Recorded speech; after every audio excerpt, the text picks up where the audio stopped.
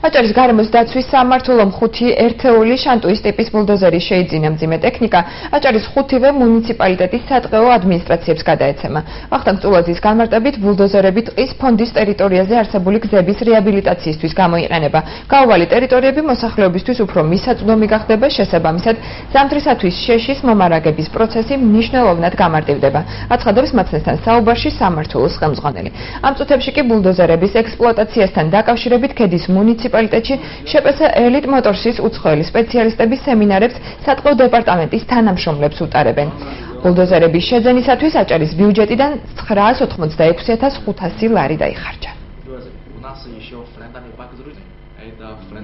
ხუთი ერთეული მძიმე ტექნიკა, რომელიც მომავალ წლებში ტყეში გაიყვანს გზებს და ფაქტობრივად ის პრობლემა რო გვაქვს, რომ გზა არ შედის ტყეში, ერთ-ერთივე ადგილებზე ხდება გადაჭარბებული ტყით სარგებლობა და ბევრი პრობლემები არის გზობიდან გამომდინარე, ერთხელაც ამუდამოდ მოგვარდება, როგორც მინიმუმ მომდენო 10 წლის განმავლობაში.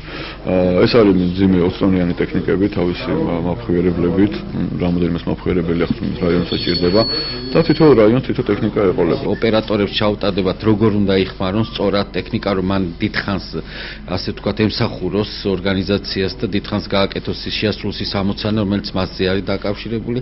ამავე დროს ჩვენგან ჩამოსული 2 ჯგუფი მექანიკოსების, რომლებიც მის ტექნიკურ მომსახურებას შესავალ ნაწილს ჩაატარებენ და ასევე ქარხნიდან შანტუის წარმომადგენლიდან არის ინჟინერი ჩამოსული, რომელიც ადგილზე აუხსნის დამატებით კომპონენტების, ასე ვთქვათ, მის სავალი ნაწილის ტრანსმისიის, ჰიდრავლიკის, ძრავის და მათ ურთიერთკავშირს, მათ ასე ვთქვათ, სწორად ექსპლუატაციის საკითხებს.